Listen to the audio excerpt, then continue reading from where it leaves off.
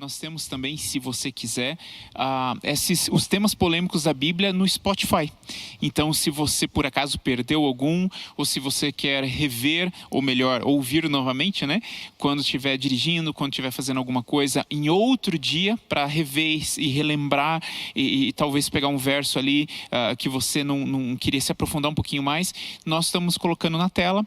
Você pode acessar através do link ou através do QR Code também, tá? No Spotify, para que você possa estar acompanhando aí conosco através do áudio. Pastores, então hoje nós temos um trabalho muito duro para fazer. Hoje nós vamos falar de um tema que é bem polêmico.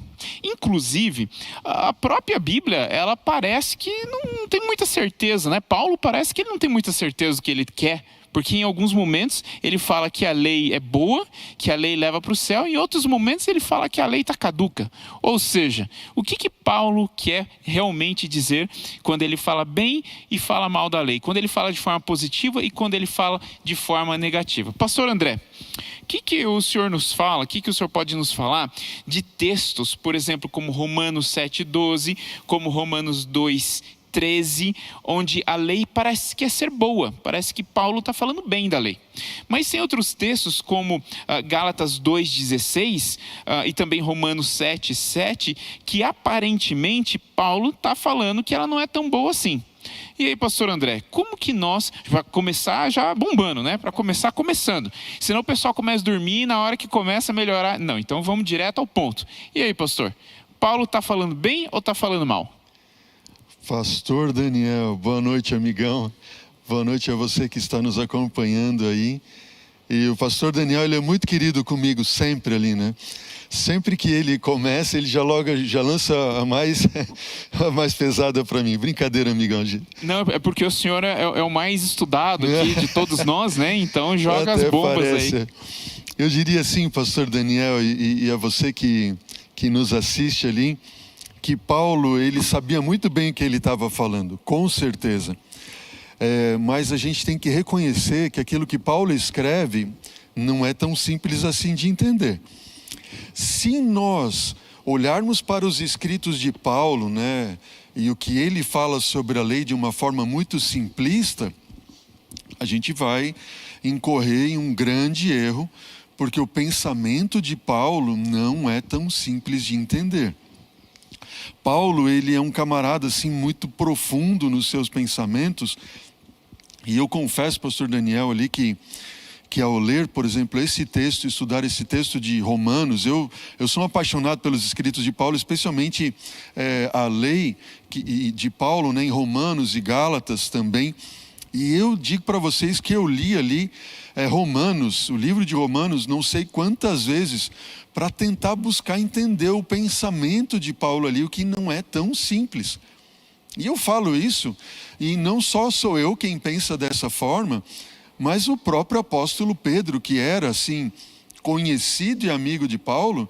Pedro, ele fala lá na sua segunda carta, no capítulo 3, olha só o que Pedro diz lá, ele diz assim, olha, segunda carta de Pedro, capítulo 3, versículo 15, diz assim, e tende por salvação a longanimidade de nosso Senhor, como igualmente o nosso amado irmão Paulo vos escreveu, segundo a sabedoria que lhe foi dada.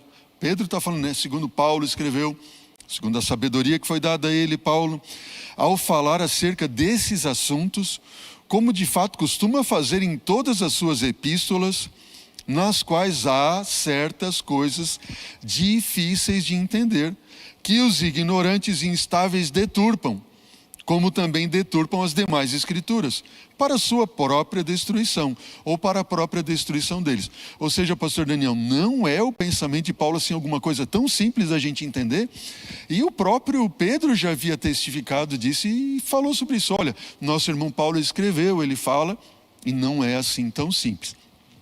No entanto, quando a gente vai lá, né, para o texto, eu vou pegar aqui, pastor Daniel, especialmente Romanos, né, a carta que Paulo escreveu à igreja, aos Romanos, a igreja em Roma, e Paulo, ele fala muitas vezes muito positivamente acerca da lei, né, como você mencionou, pastor.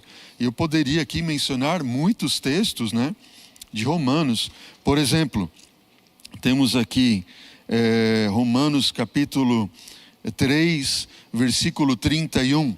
Ele diz assim: anulamos a lei pela fé? Não, de maneira nenhuma. Antes, confirmamos a lei. Temos ali Romanos capítulo 5, versículo... Deixa eu ver aqui. Isso. Perdão, aqui agora eu até... Isso, Romanos 2, 13. Obrigado, pastor. Diz assim: porque os simples ouvidores da lei não são justos diante de Deus, mas os que praticam a lei hão de ser justificados. Aí vamos lá para o capítulo agora sim, capítulo 7, né? Versículo 12. Por consequente, a lei é santa, o mandamento é santo, justo e bom. Versículo 14, ora, sabemos que a lei é espiritual, eu sou todavia carnal, vendido à escravidão do pecado. E por aí vai, Paulo, ele fala muito positivamente sobre a lei, mas ele também tem textos que falam de forma negativa. E eu queria colocar aqui para vocês alguns pontos. O primeiro deles é o seguinte: quando Paulo, ele abre a sua carta aos Romanos, no versículo 5 do capítulo 1, lá no comecinho, ó, vai anotando aí os versículos, né? Versículo 5 do capítulo 1, ele diz assim: por intermédio de quem viemos a receber graça, ele falando de Cristo Jesus, que nós recebemos a graça, né, através de Cristo Jesus, e apostolado por amor do seu nome, amor de Cristo, para obediência por fé, ok? Entre todos os gentios. Creio eu, querido amigo que nos assiste, ou que nos ouve, pastor Daniel, que esse é um versículo chave da carta de Paulo aos Romanos, que nos ajuda a entender o contexto da lei dentro de Romanos e mesmo nas suas outras cartas, que ele fala assim: queridos, a obediência ela é válida se for por fé. E quando você vai lendo então, e ele vai mencionando ali o contexto da lei, se não for guardar a lei por fé, não tem sentido nenhum. E no capítulo 6 aqui de Romanos, tem outro ponto interessante que Paulo menciona, eu queria ressaltar para você, que ele fala o seguinte, a partir do versículo 16, ele diz assim: não sabeis que daquele... Romanos 6,16, tá? Não sabeis que daquele a quem vos ofereceis como servos para a obediência, tá vendo que ele falou de obediência lá no capítulo 1, versículo 5, obediência por fé, e aqui ele volta ao tema da obediência. Ele diz assim: para a obediência deste mesmo a quem obedeceis, sois servos, seja para o pecado, ok? Para a morte, ou da obediência da justiça. Ou seja, existe uma obediência que é para o pecado, para a morte, ou uma obediência que é para a justiça. Qual seria a obediência do pecado para a morte? A gente já tem uma noção ali, que essa obediência do pecado que é para a morte, seria uma obediência que não fosse por fé. Ok? Esse é um primeiro ponto. Versículo 17 ainda de Romanos, capítulo 6, diz assim: mas graças a Deus, porque outrora escravos do pecado, ou seja, nós estávamos obedecendo não por fé, contudo viestes a obedecer de coração, certo? A forma de doutrina a que fostes entregues, e uma vez libertados do pecado, fostes feitos servos da justiça. O que Paulo está querendo aqui dizer? Que a obediência que ela é por fé, ela é de coração. E isso é o que importa diante de Deus. Porque eu posso obedecer a lei se não for de coração, se não for por fé, e ainda assim estar perdido. E Paulo vai colocar ali. Mas ele coloca ainda, colocando que eu sou servo ou escravo, ou eu fui liberto. E eu quero colocar esse ponto aqui, dizendo ali a partir do versículo 20 de Romanos 6, né? Diz assim: porque quando éreis escravos do pecado, estáveis e isentos em relação à justiça. Versículo 22. Agora, porém, libertos do pecado, transformados em servos de Deus, ou seja, obedecendo a Ele por fé e de coração, tendes o vosso fruto para a santificação, por fim a vida eterna. Porque o salário do pecado é a morte, mas o dom gratuito de Deus é a vida eterna em Cristo Jesus nosso Senhor. Deu para pegar uma ideia ali de Paulo? Pastor André, deixa eu entender uma coisa. Então o senhor está dizendo, deixa eu pegar aqui, eu tentar fazer um resumo aqui. O senhor está dizendo então que se eu obedeço a lei bonitinho, mas não tenho fé, ou seja, não conheço a Deus, não tenho uma compreensão daquilo que é para mim, obedecer por obedecer não adianta de nada. Exatamente. Mas na verdade o que me salva é quando eu conheço aquele que colocou, eu posso chamar de lei, posso falar de conselho, posso chamar, enfim, aquilo que Deus está me mostrando. Deus fala assim, amigo, esse é o caminho.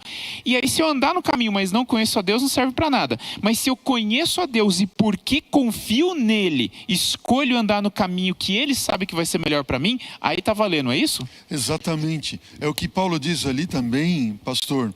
Na mesma carta aos Romanos, ele diz assim, ou desprezas, Romanos 2, 4, ou desprezas a riqueza da sua bondade, tolerância, longanimidade, ignorando que é a bondade de Deus que conduz ao arrependimento.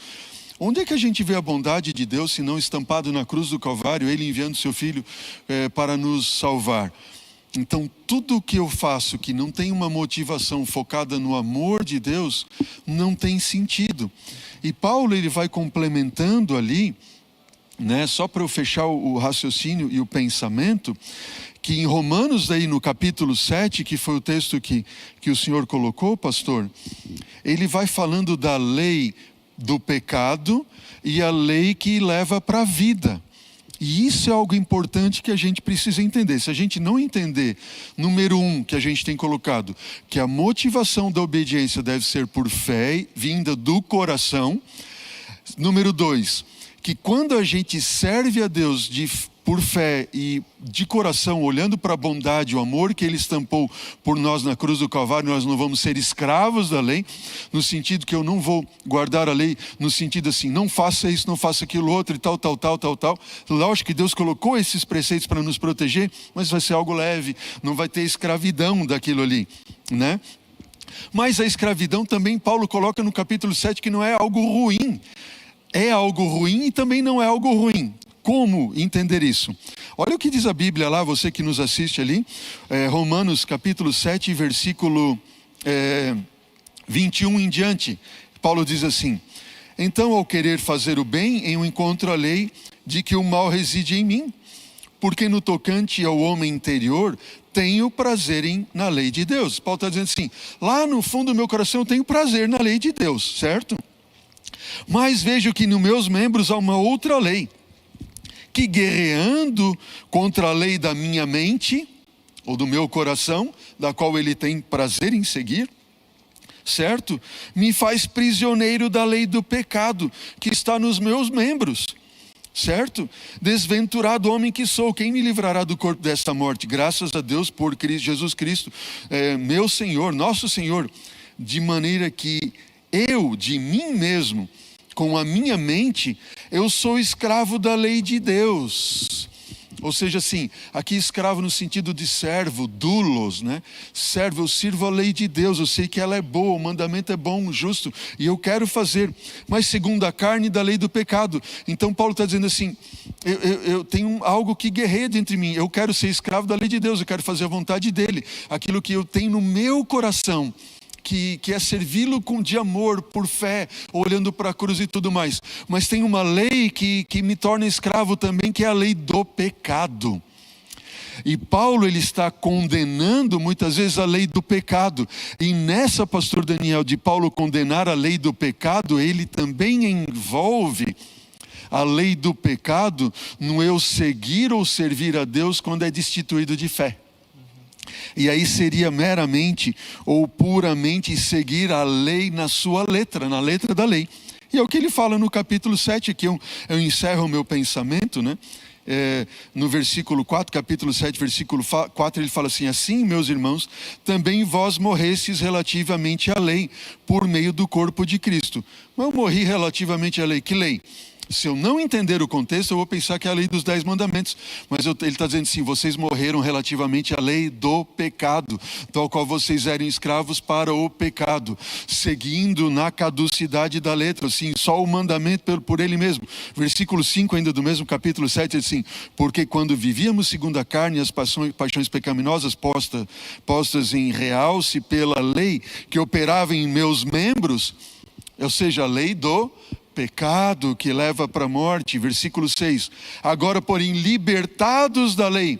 Libertados de qual lei? Da lei do pecado. Ele fala no contexto aqui que nós estamos libertos da lei. Estamos mortos para aquilo que estávamos sujeitos, de modo que servimos em novidade de espírito e não na caducidade da letra. Ou seja, Paulo está falando da lei do pecado, lei da vida. Nós devemos seguir a lei de Deus, a lei da vida, olhando para a cruz, a bondade de Deus que me leva ao arrependimento, que me leva a seguir aquilo que vem do meu coração. Agora, o que não vem do coração, os meus membros vão estar fazendo ali, que é somente legalismo ou mesmo fanatismo, que não brota do coração, e seguir mesmo a lei de Deus com esse espírito me leva para a morte. E esta é a lei do pecado que domina os nossos membros, que nós precisamos ser libertos. Um detalhe também, pastor Daniel, que a gente tem que entender sobre os escritos de Paulo, é que Paulo era o discípulo aos gentios, né? E com Paulo a igreja começa a crescer e sair ali do meio dos judeus e ir para o mundo gentílico. E quando Paulo, então, que começou a pregar para esse povo, viu a igreja crescendo, ele começou a ter oposição do meio dos cristãos judeus, que acreditavam que os gentios eles tinham que aderir a todos os detalhes da lei para serem salvos. Então Paulo combateu muito isso, esse tipo de guarda da lei, guardar a lei para ser parte do povo de Deus ou para ser salvo. Então sempre que tem essa ideia em jogo, Paulo ele vai abordar de forma negativa a lei. Mas quando o resultado de obediência, de fé, como o pastor André falou, ele sempre vai falar de maneira positiva. Ou seja, ele vai colocar de uma forma negativa quando a visão era judaica, ou seja, tem que guardar para ser salvo, daí ele arrebenta. Quando ele troca a visão para mostrar que a lei, como o pastor André acabou de falar, é o resultado da sua comunhão com Cristo, ele vai apoiar, aí ele vai apoiar. Muito legal, bem esclarecedor. Pastor Adriano, aproveitar que você já está esclarecendo todas essas coisas para nós, esclarece mais uma coisa. Gálatas 3, 24 e 25, ali parece que Paulo vai e diz que está abolido. Entra nesse raciocínio que você acabou de falar, ou é outra coisa? Vamos ler o texto. Gálatas 3, 24 e 25. 24 e 25. Gálatas 3, 24 e 25. Vou ler para vocês. Diz assim, ó: de maneira que a lei nos serviu de aio para nos conduzir a Cristo, a fim de que fôssemos justificados por fé. Mas, tendo vindo a fé, já não permanecemos subordinados ao aio. Então aqui ele está querendo dizer o seguinte. Explica o que é aio aí para o pessoal também. Uma leitura aqui bem rápida, né? Ele está dizendo que a lei aqui nos serviu como aio. E depois ele diz que nós não estamos mais subordinados ao aio. Então uma leitura rápida dá a impressão de que não precisamos mais da lei, né? Mas como o pastor André colocou, realmente a lei nos escritos de Paulo é uma coisa muito profunda. Tem muitos usos e Paulo usa de uma forma muito genérica muitas vezes também. Quando a gente vai lá para o Antigo Testamento, tem vários tipos de leis, né? Leis civis, leis cerimoniais, leis de saúde, as leis dos mandamentos, que é a lei moral. Mas Paulo não faz essa distinção. O pastor André falou até a lei do pecado, a lei da vida. Então ele não faz muito essa distinção e é muito genérico. Então a gente tem que entender bem o contexto, procurar compreender bem o que ele está falando.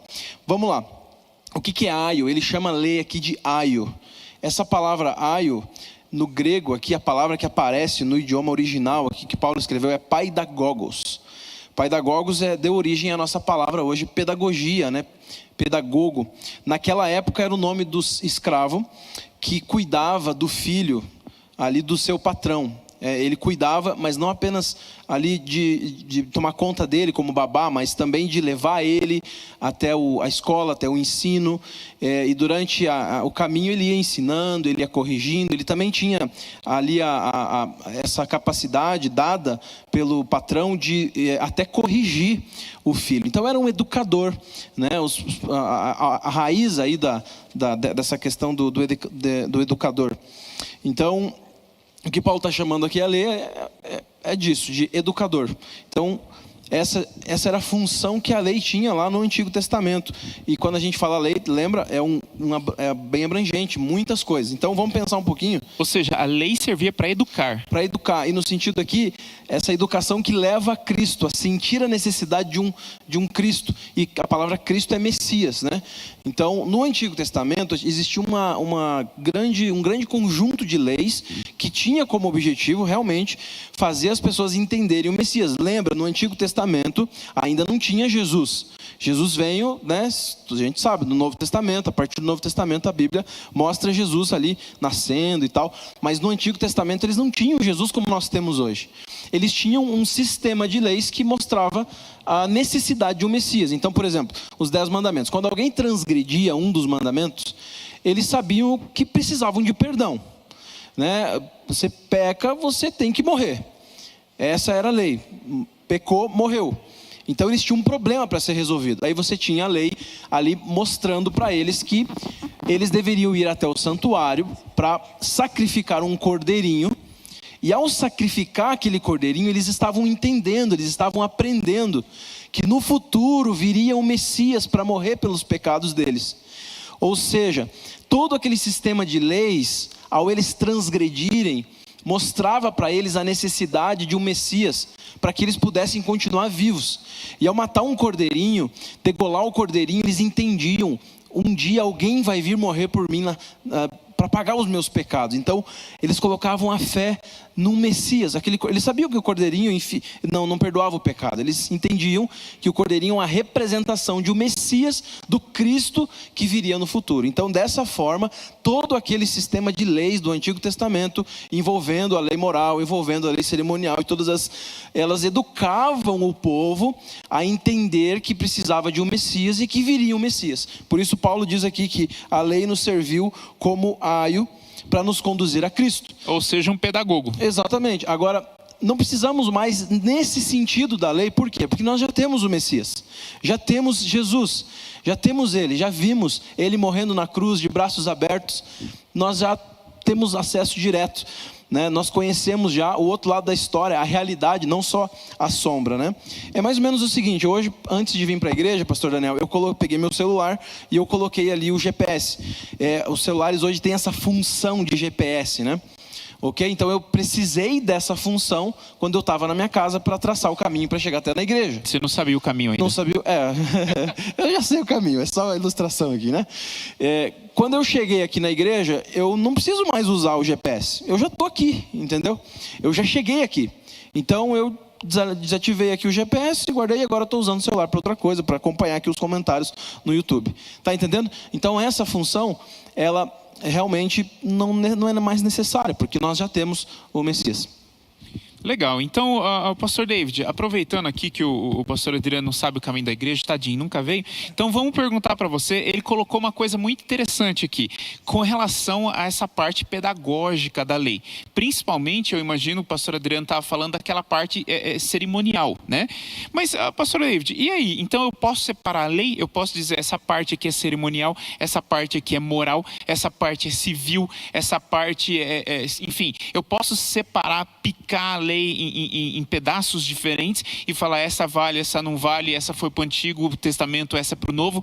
Posso ou não posso? Vamos lá então. Primeiramente, pastor, precisamos compreender a mentalidade hebraica. A mentalidade hebraica era holística.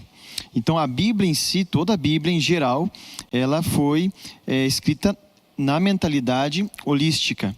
E o que é holístico? Não há separação. Dentro de uma cultura hebraica, eles não faziam separação, distinção do que era melhor, o que era menor. Pelo contrário, eles sabiam que existia um princípio ali. Por exemplo, na Torá, que são os 5 primeiros livros da Bíblia, existem ali aproximadamente 613 leis. certo? E dentro desses 613 leis, pastor, ela tem ali 248 leis ou ações positivas. E que ações positivas são essas? O que eu devo fazer? E 365, na verdade, leis negativas, aquilo que eu não devo fazer, certo? Então, dentro desses 613... Uma para cada dia do ano.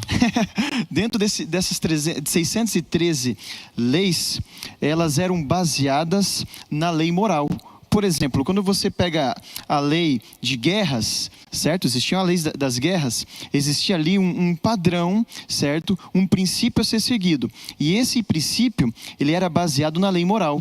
Por exemplo, você vai na lei dos escravos. Também existia ali um princípio a seguir. Esse princípio era baseado também na lei moral, que eram os 10 mandamentos, que nós encontramos em Êxodo 20. Ou seja, o próprio hebreu, ele tinha essa compreensão de que as leis cerimoniais, civis, leis de saúde, eram baseados, eram ali padronizadas, vamos dizer, ou baseadas no princípio de moralidade. Então é importante entendermos isso. Quando, por exemplo, vamos para o Novo Testamento, nós encontramos ali Paulo falando a respeito dos gentios, e ele fala em algum momento ali da importância das leis cerimoniais. Só que o foco principal dele é justamente esclarecer os princípios dentro daquelas leis cerimoniais que existiam, mas todas elas eram baseadas na lei moral. Entendi, da lei moral eu entendi. E como então eu pego e coloco a lei cerimonial, que como o pastor Adriano falou do sacrifício tal, dentro dessa questão da moral? Como é que eu uso essas duas coisas juntas aí? Você está dizendo se há uma separação entre elas, Exato. Né? Bom, quando nós estudamos a Bíblia, você percebe, por exemplo, no Novo Testamento, que o próprio Jesus, ele não faz essa separação. Como assim ele não faz essa separação? A separação na questão de moralidade. O padrão geral de todas as leis é os 10 mandamentos. Agora, na questão de cerimônias, ele então deixa muito claro, né, de que elas não deveriam ser o padrão de todas as leis. Por exemplo, a lei civil não deveria ser o padrão de todas as leis. A lei de saúde não deveria ser o padrão. Por quê? Porque o padrão geral de todas essas leis, pastor, era a própria lei moral, que são os 10 mandamentos. E essas outras, na verdade, serviam para indicar o caminho, eram derivadas, né? Então, por exemplo, que nem o pastor Adriano falou, o sacrifício do cordeiro, na verdade, estava mostrando, tinha uma função pedagógica de levar a pessoa para Cristo, né? E o judeu olhava como se fosse tudo dentro do mesmo pacote. Ou seja, se eu sacrifico o cordeiro, eu estou apontando para Jesus. Exato. E ali está a moralidade a qual eu quero aprender e ela chegar. Só existia porque tinha uma lei moral que dizia: se você pecar, você precisa morrer.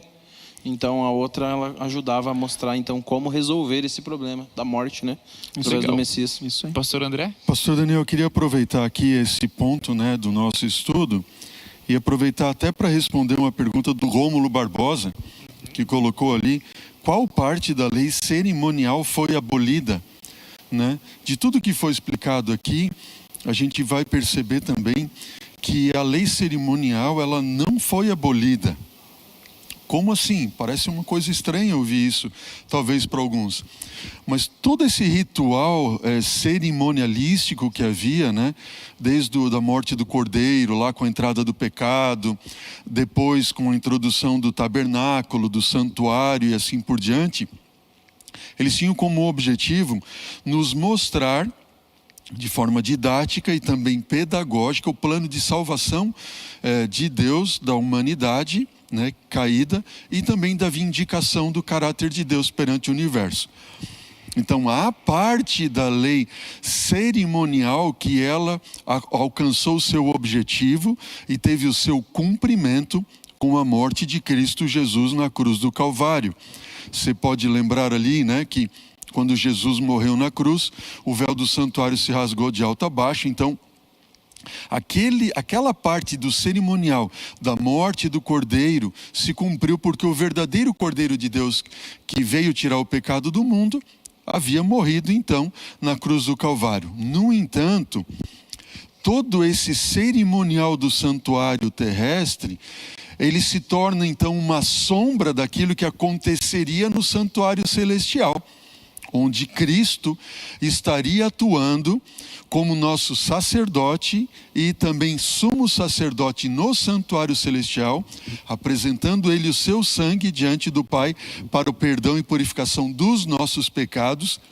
A partir de 1844, dia 22 de outubro, então iniciou-se no santuário celestial a purificação do santuário celestial, que acontecia tipologicamente no santuário terrestre. Agora o tipo alcança o antítipo, o seu lugar toma agora parte no santuário celestial. E a lei cerimonial, ela continua vigente, sim, não no santuário terrestre, porque ele perdeu o seu valor com a morte de Cristo Jesus na cruz do Calvário, mas ele sim, como diz o livro de Hebreus, lá no santuário celestial, Cristo Jesus atuando como nosso sumo sacerdote e cumprindo esses rituais até que ele lance o incensário e venha para nos buscar, nos salvar. Legal, pastor. Então me explica uma coisa, já que o senhor está no ritmo aí. Vocês acabaram de falar que a lei não é abolida, ela simplesmente se cumpre, ela mostra, ela continua num caminho. Então, o que dizer então dela ser adicionada? Vocês falaram que ela não pode ser eliminada, mas e adicionada? Porque tem um verso aqui, ó, Gálatas 3,19, parece que está falando que a lei, parte da lei foi adicionada no meio do caminho. E aí, pode ou não pode? Pastor Daniel, essa pergunta é muito boa, muito interessante. E se a gente só entender o termo que Paulo usa aqui, o termo que foi traduzido por adicionado, seria introduzido. Certo? Essa palavra, da forma como ela foi traduzida, do grego, adicionado, dá a ideia essa que você colocou ali, né? De que não existia e de repente foi adicionado. Não, ele foi introduzido, ou foi publicado. Ou seja, já existia, mas foi colocado de uma forma mais expressiva. Exatamente, foi introduzido ali, foi publicado, inclusive, a gente poderia colocar isso, né? Como algo que já existia e hoje a gente de repente publica na internet ou publica nas redes sociais, mas não quer dizer que não existia, já existia e foi publicado. E Deus então publicou de forma ali em tábuas de pedra e tudo mais, de modo que eles pudessem rever ou relembrar aquilo que já existia. E onde estava antes então das tábuas? Antes de ser publicado nas tábuas dos 10 mandamentos, o Twitter do momento, né? Exato. Onde é que estava antes então? Pastor, isso é muito interessante, aí a gente volta lá para Paulo que ele colocou, né? Estava no coração deles. Né? E Deus sempre teve essa intenção. Se a gente lê o livro de Deuteronômio, né? O meu sonho é que a minha lei esteja no coração de vocês. Antes de Deus dar a lei já estava no coração de Adão, mas ele pecou e Deus sempre esteve trabalhando com o seu espírito e colocando a sua lei no coração do homem. Mas o homem se distanciou tanto que ele disse assim: ei gente, ó, tá aqui, ó. Né? Eu sou obrigado a publicar e colocar diante de vocês para vocês verem que vocês não estão mais seguindo. Professor, é interessante que mesmo Caim, ele sabia que era coisa errada o que ele estava fazendo, porque ele conhecia a lei, não estava ali publicado na pedra, como na época de Moisés, mas ele conhecia. Então eu posso dizer que é por isso que as pessoas antes de Moisés não precisaram ter tábuas ou tabletes ou escrito em lugar nenhum, porque estava na consciência deles. Mas depois deles passarem pela escravidão do Egito, é como se eles tivessem perdido o bom senso que normalmente as pessoas tinham, e eles viram tanta morte que para eles já era normal matar. Eles viram tanta roubalheira que para eles era normal roubar. Então é como se Deus chegasse e falasse assim: ó, vou desenhar para vocês, tá? E aí ele coloca na tábua dos 10 mandamentos aquilo que já deveria estar impresso no coração deles, porém não estava, por causa do que eles estavam vivendo ali como escravos no Egito. Posso colocar dessa forma? Eu creio piamente que sim, pastor Daniel. Inclusive, a forma como Deus publicou a lei teve que ser de um formato bem agressivo. Tão longe eles estavam dos princípios dessa lei que Deus queria que tivesse no coração. Então disse: não faça isso, não faça aquilo outro, não mate, não roube e tal, né? Porque eles estavam assim tão entranhados naquela cultura egípcia e tudo mais, que Deus teve que ser assim até radical na forma como apresentou a lei. Eu li uma vez um artigo de uma psicóloga que dizia o seguinte, que se a Bíblia fosse mesmo inspirada por Deus, a lei dos 10 mandamentos, a tábua que Deus escreveu com o seu dedo, seria bem mais elaborada, complexa e profunda. Mas aí acho que ela não pegou esse ponto que foi falado. O povo não tinha capacidade de entender o complexo e profundo. O povo só tinha capacidade de entender naquela época, ex-escravos, né, tinha acabado de sair do Egito, pode e não pode. Sabe, eu fui professor muitos anos e tinha uma idade que chegava e falava assim, professor, pode fazer isso? Olha, veja bem, o que você... Não, pastor, eu não sei. Pode ou não pode? Porque se puder eu faço, se não puder eu não faço. Então, Deus lida com o ser humano conforme a capacidade que ele tem para assimilar. Então, não é que Deus mudou do Antigo Testamento para o Novo. Somos nós, como humanidade, que estamos em alguns momentos mais perto de Deus e em alguns momentos mais longe. E Deus fala com seus filhos conforme a língua que seus filhos conseguem entender. Pastor, se me permitir só mais um ponto aqui, esse tema é tão interessante. Vamos pensar na lei antes de ela ser publicada, ou de ela ser introduzida, né? Caim, ele foi tido como um assassino. Por quê? Porque a lei dizia já, não matarás. Mas não tinha sido publicada ainda, não é verdade? Jó, ele foi tomado como sendo justo, mas havia um padrão de justiça antes da publicação da lei, certo? Se não houvesse um padrão de justiça, como é que Jó, que foi antes da lei, poderia ter sido dito que ele era homem justo e íntegro, retamente a Deus, se desviava do mal? Nós temos ali também que no livro de Jó, capítulo 24, 14 e 15, versículo 14 e 15, mostra o assassino, o ladrão, o adúltero. Jó é antes do povo de Israel e tudo mais, ou seja, já existia uma lei que determinava quem era assassino, ladrão, adúltero e assim por diante. Abraão e Abimeleque, não é verdade? Que mostra ali a questão da justiça, da mentira com Abraão também. Abraão guardou a lei. Jacó, a questão de idolatria. Não tinha sido a lei lá publicada no Sinai, mas Jacó tinha colocado ali. Então, havia um padrão de certo e errado da lei, mesmo antes da sua publicação, né, que Deus já havia colocado uma tradição oral para que eles seguissem. Eu quero chamar a atenção de quem está em casa e assistindo, participando conosco, que nós estamos chegando num caminho onde estamos mostrando que a lei, na verdade, ela tem a ver com um princípio, e não apenas com obedecer A ou obedecer B, mas tem um princípio embutido nela.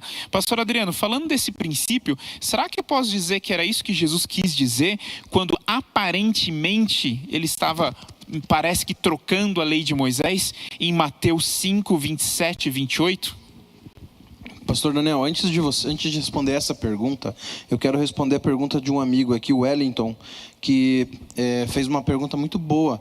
A gente lê um texto aqui no começo, que é Romanos 2, versículo 13, que diz assim, porque os simples ouvidores da lei não são justos diante de Deus, mas os que praticam a lei hão de ser justificados. Sendo que em Gálatas 3:11 diz que nós não somos justificados pela lei.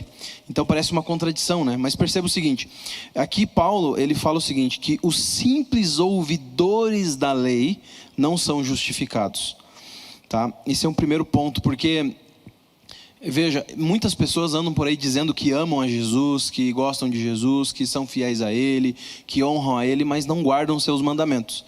E lá em João 5, 1 João 5, verso 2, ou melhor, 1 João 2, verso do 2 ao 5, ele vai chamar as pessoas que dizem que amam a Jesus, mas que não guardam os mandamentos, de mentiroso, porque a lei evidencia, né? Então, realmente, se eu só falo da lei, mas eu não sou um guardador da lei, certo? Então eu sou um mentiroso, de fato a graça não alcançou meu coração. Porque quando eu amo a Jesus, quando eu tive um encontro pessoal com Jesus, o resultado vai ser esse. E veja só que aqui ele coloca no futuro também. Hão de ser justificados. Porque está falando lá do momento em que vai acontecer o julgamento. E a gente sabe que nós não somos salvos pela lei, mas nós somos julgados pela lei. Justamente por isso, porque a lei evidencia da nossa salvação. Ela é fruto da nossa salvação, entende? Então esse é o ponto aqui. Mas voltando ali, justamente em Mateus capítulo 5, Jesus ele está fazendo o famoso sermão da montanha, e ele tira um tempo para falar bastante sobre a lei. Ele diz o seguinte, lá em Mateus 5, 17, que ele não veio para abolir, veio para cumprir, e depois ele explica ali que ele veio para dar um sentido mais amplo da lei. Ele quis justamente mostrar isso, pastor Daniel, que a lei não é uma letra fria. apenas uma lista de faça e não faça, porque seria muito simples apenas isso, mas que a lei é algo mais profundo, é algo que tem que ver com uma transformação de dentro para fora, que só ocorre pelo amor, só ocorre pela ligação com Jesus. Então, quando ele diz assim, olha, vocês viram que não pode adulterar, né? Eu, porém, vos digo, não é que ele está dizendo o contrário, ele quer agora aprofundar. Quer dizer, aquele que olha com intenção impura já está adulterando. Então ele aprofundou, ele apenas quis mostrar que a lei ela é mais profunda, mais abrangente. Não tem a ver só com alguém que chega diante do professor, né, com a resposta certa para ganhar uma nota 10. Tem a ver com um filho que aprende a andar e aprende a ser parecido com o pai. Eu achei super interessante isso que você falou, porque tem muitas pessoas que falam assim, mas você só fica falando da lei e cadê a prática? Como que a gente vê isso sendo colocado na prática? Pelo que você acabou de falar, pastor Adriano, aquilo que Jesus estava dizendo para nós é o seguinte, vai chegar um dia que você não precisa ficar apenas seguindo regras, porque aquela lei ela está embutida no seu coração a tal ponto que você olha para o seu próximo e você tem amor pelo próximo. Você não precisa de vir uma mensagem, de vir alguém mandar, faça isso ou faça aquilo, né? E eu só queria colocar um exemplo que às vezes as pessoas não sabem, mas, por exemplo, ontem foi feito um drive-thru solidário aqui, onde não tinha lei, ninguém mandou ninguém fazer nada, mas para ajudar as pessoas em necessidade nesse tempo de crise, várias pessoas vieram, doaram alimentos e foi arrecadado em 2 horas, 2 toneladas, até um pouco mais, pastor André, um pouco mais de 2 toneladas de comida, e essa comida é distribuída nos sábados. Por exemplo, você estava lá na igreja de São Francisco, onde a mesma coisa aconteceu. Então, tem muita coisa sendo vivida e sendo praticada, não porque foi mandado, mas porque o princípio já está no coração de muita gente. Eu vejo muitos jovens fazendo uma ação muito grande de tentar não apenas ajudar as pessoas em necessidade, mas também orientar para que as pessoas saibam como sair da crise, como sair do problema. Ou seja, tem muita ação sim, e quando a ação é baseada no princípio, como o pastor André falou, aí é que ela está valendo, porque isso quer dizer que nós estamos vivendo mais perto daquilo que Deus gostaria que nós vivêssemos. Não porque alguém mandou, não porque alguém está olhando ali, colocando um tique nos quadradinhos do lado do que está acontecendo, mas porque você enxerga a necessidade e você sente a necessidade de fazer alguma coisa para resolver os problemas e juntos andamos em direção ao objetivo em Cristo. Pastor David, será que eu posso falar que é mais ou menos na mesma linha? Até perdi a sua pergunta aqui, deixa eu abrir. Ou seja, a questão qual que é o mandamento mais importante? Perguntaram isso para Jesus. Jesus, tem um mandamento mais importante? É A, é B ou C? Dos 600 e pouco lá que está no nosso livro, qual que é mais importante? Será que mais importante é guardar um dia ou dar comida para o pobre? Será que o mais importante é devolver o dízimo ou não pular cerca? Qual que é o mais importante? Você sabe que foi um teste que quiseram fazer com Jesus. Mas em Mateus capítulo 22, o verso 37, Jesus então resume a lei moral, dizendo primeiramente, né? Respondeu Jesus: amarás o Senhor teu Deus de todo o teu coração, de toda a tua alma e de todo o teu entendimento, de uma forma holística, integral. E agora no verso 39 ele fala assim: o segundo, semelhante a este, amarás o teu próximo como a ti mesmo. Ou seja, o centro da lei é a adoração. As pessoas perguntam assim: por que devemos guardar a lei? É uma prova genuína de que eu sou um verdadeiro adorador. Então, o que Jesus estava querendo responder aqui eu sei que vocês querem que eu fale qual é o principal ou melhor mandamento, mas eu resumo: ame a Deus sobre todas as coisas e ao próximo, porque no momento que você ama o próximo, você também está me adorando.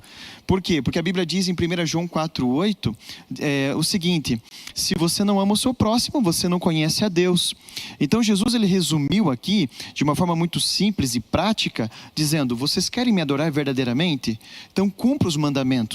E eu resumi eles para vocês entenderem a essência dele. E a essência dele é a adoração. Vocês precisam entender isso. E era uma coisa que os sacerdotes daquela época não estavam entendendo. Eles faziam por obrigação, para dizer que eram melhores do que outras pessoas. Mas Jesus estava dizendo que a essência de guardar a lei era o amor. Se vocês guardam a lei, vocês estão me amando. Se vocês fazem o melhor para o próximo, vocês também estão me amando. Tanto que ele disse, né, em João 14, 15, né, se me amais, se me amais, né, guardarias os meus mandamentos.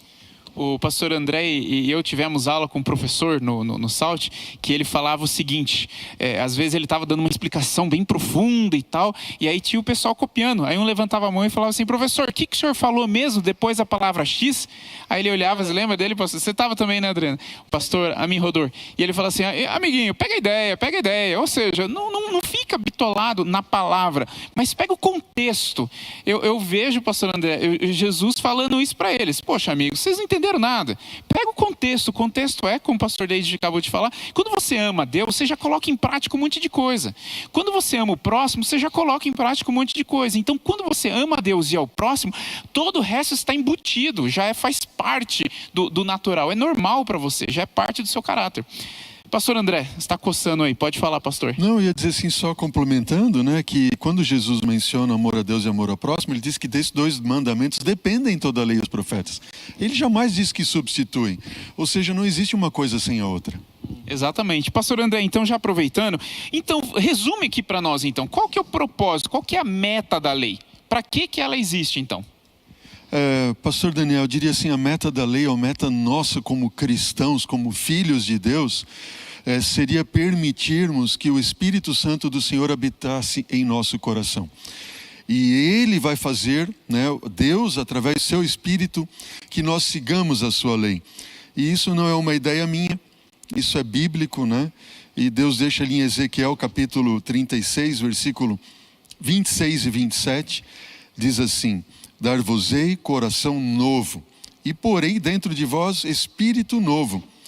Tirarei de vós o coração de pedra, e vos darei um coração de carne. Porei dentro de vós o meu espírito, e farei que andeis nos meus estatutos e guardeis os meus juízos e os observeis.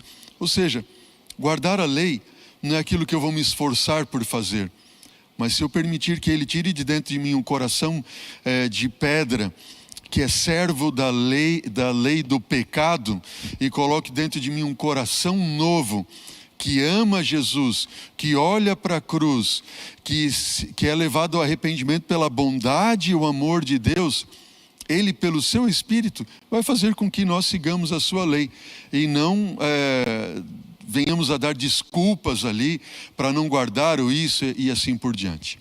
Pastor Adriano, e a lei é eterna ou não é? Ou seja, no céu, eu vou precisar ter uma lei dizendo não é para matar? Interessante. Bom, essa pergunta é bem especial, né? A lei é eterna ou não é? Bom, lá em Salmo 119, verso 111, inclusive esse Salmo 119 é todo dedicado à lei. Ali Davi, o salmista, ele parece apaixonado pela lei. Ele diz assim que a lei foi dada por legado perpétuo. Ou seja, perpétuo é para sempre, né? Desde uma ponta até a outra. Então, a lei é eterna, sim. Claro que a gente precisa entender um detalhe importante. Já foi falado aqui, já foi dado, mas eu só queria aqui configurar bem, deixar bem redondinho esse ponto, né? A gente vê, por exemplo, a lei sendo falada e também sendo levada em consideração antes dela estar escrita em pedra. O pastor André citou ali alguns exemplos. O pastor Daniel aqui também falou, por exemplo, Caim matou e foi tido como pecador, né? Mesmo sem ter escrito lá, não matarás. Os filhos de Noé caçoaram ali do pai, e mesmo sem estar escrito honre teu pai e tua mãe, aquilo não foi uma coisa certa, está bem claro no texto. Lúcifer também no céu cobiçou o lugar de Deus. Então a lei já existia antes do Sinai. No entanto, é claro que talvez aqui entre aquela questão do adicionar, né? Deus deu uma forma humana, ou que faz mais sentido para o nosso contexto humano, em cima da lei. Por exemplo, o mandamento do não adulterarás, talvez não faz muito sentido para os anjos que não se casam, né? Mas existe um princípio por detrás de cada mandamento, além desse grande princípio do amor, né? Então eu até anotei aqui, bem interessante, por exemplo, o primeiro mandamento, qual é o princípio por detrás? Lealdade. E a forma, não terás outros deuses. O mandamento 2, adoração exclusiva. E a forma, imagem de escultura. Não farás para ti imagem de escultura. O mandamento 3, reverência. Não tomarás o nome do Senhor teu Deus em vão. O quarto mandamento tem a ver com santidade, com adoração, né? Lembra-te do dia do sábado para o santificares. O quinto mandamento tem a ver com respeito à autoridade, honra teu pai e tua mãe. O sexto, respeito à vida, não matarás. O sétimo, pureza, né? Daí entra aí o não adulterarás, a forma. O oitavo mandamento, honestidade, entra o não furtarás. O nono mandamento, veracidade, não dirás falso testemunho, né? A forma. E o 10º mandamento, contentamento, é o princípio onde diz não cobiçarás. Então, os princípios, eles são eternos dos 10 mandamentos. Claro que de alguma forma, Deus, ele adapta à realidade humana. E dessa forma, ele se torna mais preciso para nós hoje, né? Pastor Adriano, você quer dizer assim, então, por exemplo, no 10º mandamento, o foco de Deus, na verdade, é no seu contentamento. Exatamente. No 7º mandamento, o foco não é se pureza. você pula ou não a cerca, o foco é que você seja puro. Então, por exemplo, o não adulterarás não faz muito sentido para os anjos, mas pureza faz sentido, entendeu? Ou seja, o princípio permanece eterno. No entanto, pastor Daniel, eu preciso entender que o princípio, ele não tira a forma. Então, se eu obedeço o princípio, se esse princípio está no meu coração e eu busco aquilo na minha vida, a forma é o mínimo que eu vou fazer. Então, por exemplo, se eu entendo a santidade de Deus e a santidade com que Ele quer que eu viva a minha vida, eu não vou querer adorar outros. O mínimo que eu vou fazer é guardar o sábado, né? Que foi separado, né? Foi santificado para me santificar. Então, a mesma coisa em relação à pureza. Se eu busco ser puro, eu não vou adulterar, entendeu? É o mínimo, mas existe um princípio que é maior até do que a forma, né? E esse princípio é eterno, sempre existiu, sempre vai existir, e no céu vai garantir que o céu seja um lugar bom e perfeito também, porque a lei de Deus é perfeita. Fantástico. Pastor David, tem alguém, o pessoal deve estar pensando aí, tá, mas não foi falado nada do sábado, o pastor Adriano só deu uma pincelada, mas eu fiquei sabendo aí que tem uma surpresa, pessoal. A gente vai ter mais 1 hora de programa agora, a partir de agora, só falando sobre o sábado, certo? A vontade é falar bastante sobre o sábado, mas eu vou resumir um pouquinho aqui sobre a importância do sábado. Só avisa, não é 1 hora não, é 1 minuto. Não. Senão o pessoal já paf. Só vou resumir basicamente a importância do sábado. Primeiramente, o sábado foi separado, como o pastor falou, santificado e abençoado, e o sábado é um encontro especial com Deus em prol de fazer aquilo que ele se agrada. Agora vamos entender aqui rapidamente o sábado num contexto de redenção. Olha que interessante, quando Jesus então, nosso Deus, ele criou em 6 dias os céus e a terra, e no 7º ele então santificou o dia de sábado, então ele criou ali o homem e a mulher, certo? E logo em seguida deu um presente para eles, o sábado, para que então Deus pudesse se encontrar com eles, então eles terem um momento de alegria e satisfação com Deus. Olha que interessante. Então, terminou, logo em seguida veio o sábado. Na redenção, quando Jesus, ele então se entregou, e olha que interessante que também lá em Gênesis fala que Deus então ele disse, está consumado, eis que é muito bom o que eu fiz, e logo em seguida veio o sábado. Na cruz do Calvário ele disse a mesma coisa, eis que é muito bom, está consumado, ele se alegrou por ter salvado a humanidade, e logo em seguida veio o sábado, e ele descansou no sábado, um dia de alegria. Por quê? Porque ele salvou a humanidade. Na criação ele criou a humanidade. Na morte da cruz, ele então disse que estava consumado porque ele estava salvando a humanidade. E quando ele vier, ele também dirá, está consumado. E então, o que vai acontecer? Ele virá nos buscar e nós iremos eternamente guardar o sábado. Ou seja, o sábado é tão importante porque ele está relacionado a todo o contexto de redenção. Então, aqui só uma pitada, né, do que nós vamos estudar no próximo domingo. Ou seja, era isso mesmo que eu queria, que você mostrasse pro pessoal que próximo domingo vai ter um mais. O sábado é tão importante porque ele está relacionado à redenção. E é por isso que nós precisamos compreender e estudar mais sobre esse assunto e no contexto geral sobre a lei. Legal, amigos. Então, no próximo domingo, nós continuaremos trabalhando nesse assunto e vamos nos aprofundar um pouquinho mais nessa questão do sábado. Eu só queria colocar de uma forma bem resumida aqui, o que foi falado, então, é que a lei é eterna. Ela sempre existiu e sempre existirá, porque ela é a base do caráter de Deus, e Deus é eterno. Então, só uma ilustração, da mesma forma que Deus não vai desligar a lei da gravidade. Por quê? Porque é assim que o universo funciona. Eu preciso da lei da gravidade para que os planetas girem, para que o nosso planeta gire, para que nós tenhamos as leis físicas que fazem com que esse prédio fique de pé. Enfim, Deus não vai quebrar, não tem como quebrar essas leis. Da mesma forma, as leis que Deus coloca para nós é simplesmente, como o pastor André colocou, um lembrete de como a realidade sempre funcionou e continuará funcionando.